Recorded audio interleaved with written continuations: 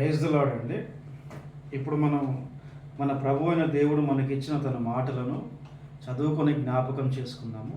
దయచేసి పరిశుద్ధ గ్రంథము తీసి చూడండి. వాక్యము పరిశుద్ధ గ్రంథం నుండి కొత్త నిబంధన నుండి మార్కు 10:45 వచనం. మార్కు సువార్త 10:45 వచనం ఈ విధంగా రాయబడి ఉంది. మనుష్య కుమారుడు పరిచారం చేయించుకొనుటకు రాలేదు కానీ పరిచారము చేయుటకును అనేకులకు ప్రతిగా విమోచన క్రయధనముగా తన ప్రాణమును ఇచ్చుటకు వచ్చాను నేను. ఈ మాట ప్రభు అయిన దేవుడు ఈ భూమి మీద జన్మించినప్పుడు తన శిష్యులతో ఉన్నప్పుడు చెప్పిన మాట ఇది. ఆయన ఏం చెప్తున్నారు అంటే, ప్రభు అయిన దేవుడు ఈ వాక్యం ద్వారా మీతో చెప్పేది ఏంటి అంటే, మనుష్య కుమారుడు అంటే ప్రభు అయిన యేసుక్రీస్తు మన అధిపతి, మన ప్రభు అయిన మన దేవుడు ఏం చెప్తున్నారు అంటే, ఈ భూమి మీద ఈ శరీర రూపంతో ఈ శరీరంతో ఆయన జన్మించడానికి కారణాలు చెప్తున్నాడు. ఆయన జన్మించడానికి కారణాలు ఏంటంటే, ఒకటి, మనుష్య కుమారుడు పరిచారం చేయించుకొనుటకు రాలేదు. ఆయన ఈ భూమి మీదకి పరిచారం చేయించుకొనుటకు రాలేదంట. పరిచారము చేయించుకొనుటకు. పరిచారం అంటే ఏంటి? పరిచారం అంటే అసలు అర్థం ఏంటి? సేవ, సహాయము. సేవ, సహాయం, ఈ రెండు మాటలు వస్తాయి. ప్రభువును యేసుక్రీస్తు ఈ భూమి మీదకి ఏముంది? మనుష్య కుమారుడు పరిచారం చేయించుకొనుటకు రాలేదు. ఆయన ఒకరితో సేవ చేయించుకోవడానికి, ఒకరి సహాయం కోసము ఈ భూమి మీదకి ఆయన జన్మించలేదు. ఈ విషయం గుర్తుపెట్టుకోండి. యేసుక్రీస్తు భూమి మీద ఒకరి సహాయం కోసం ఆయన జన్మించలేదు. ఒకరి సేవ కోసం ఆయన జన్మించలేదు. ఒకరితో సేవ చేయించుకున్నట్టుగా ఆయన జన్మించలేదు. ఎందుకు జన్మించారంట? మనుష్య కుమారుడు పరిచారం చేయించుకున్నట్టుకు రాలేదు కానీ పరిచారం చేయుటకును. ఆయన యేసుక్రీస్తు ఎందుకు జన్మించాడంటే ఈ భూమి మీదకి పరిచారం చేయడానికి జన్మించాడు అంట. సేవ చేయడానికి, ఎవరికి? ప్రజలకి సహాయం చేయడానికి. పరిచారం అంటే సేవ, సహాయం. ప్రజలకి సేవ చేయడానికి, ప్రజలకి తన చిత్తమును, దేవుని చిత్తమును ప్రకటించడానికి, తన విధానాలు ప్రకటించడానికి, ప్రజలకి సహాయం చేయడానికి ఈ భూమి మీదకి జన్మించారంట. మూడవ కారణం చూడండి. మనుష్య కుమారుడు పరిచారం చేయించుకున్నట్టుకు రాలేదు కానీ పరిచారం చేయుటకును అనేకులకు అంటే చాలామంది, అనేకులకు ప్రతిగా విమోచన క్రయధనముగా తన ప్రాణమును ఇచ్చుటకు వచ్చాను నేను. విమోచన క్రయధనము అంటే అర్థం ఏంటంటే, విమోచన అంటే అర్థం ఏంటంటే మోక్షము అన్నమాట. పాపం నుంచి విముక్తి కలిగించడానికి. అనేకులు అంటే తన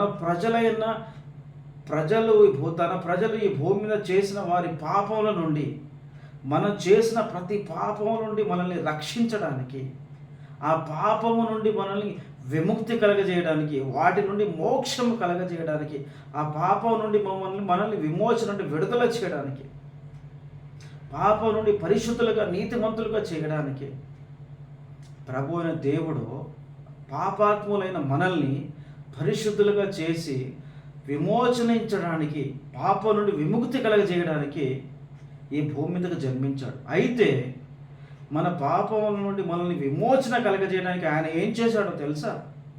మన పాపం నుండి మనల్ని విమోచన కలగాలి అంటే ఒక పరిశుద్ధుడు ఆయన భూమి మీద జన్మించాల్సి వచ్చింది.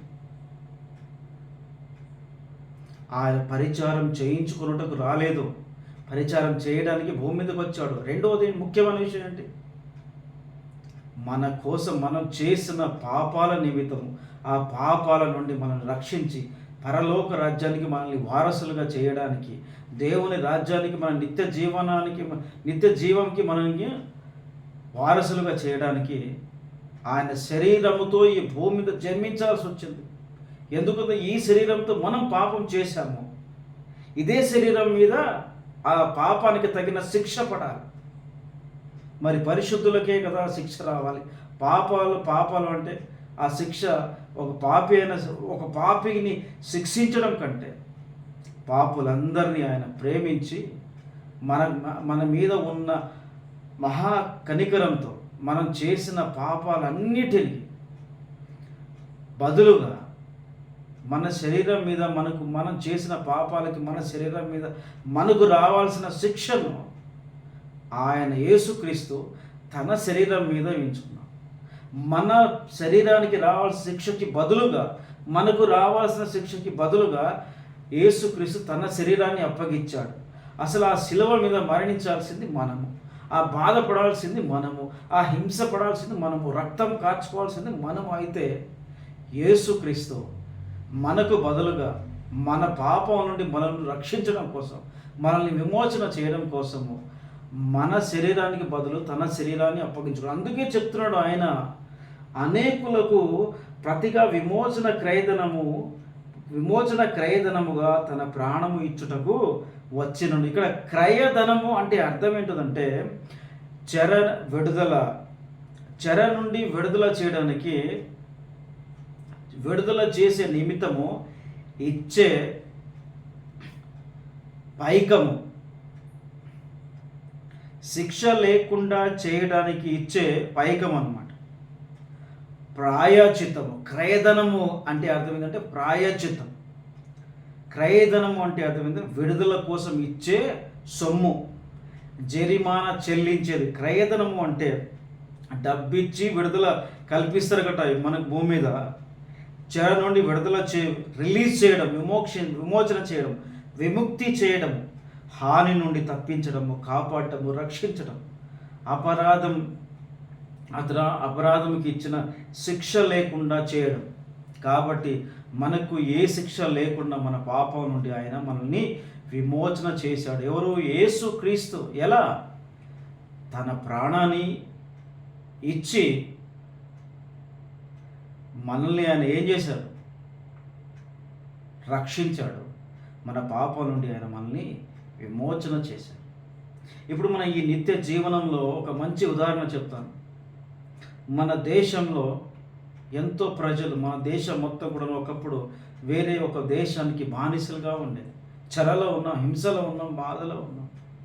మనల్ని రక్షించడానికి ఎలాగైనా సరే ఈ బానిసత్వం నుండి వీళ్ళని విముక్తి కలగజేయాలని మన దేశంలో ఎంతమంది మన ప్రజల కోసం చనిపోయారో ఒకసారి ఆలోచించండి. వాళ్ళు చనిపోవడానికి వాళ్ళు ఏమి ఇచ్చారు? వాళ్ళ శరీరం ఇచ్చారు, వారి ప్రాణమును మనకి ఇచ్చారు.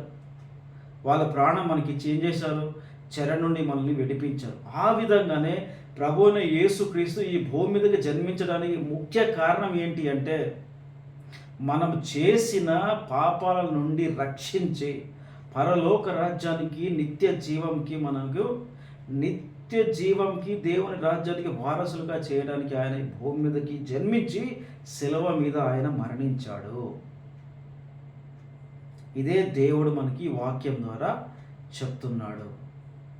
ప్రభు అయిన దేవ, దయచేసి ఇప్పుడు ఎవరైతే ప్రభు మీ వాక్యం విన్నారు, దయచేసి మీ జన్మకి కారణం ఏంటి అనే విషయం వారు విన్నారు ప్రభు.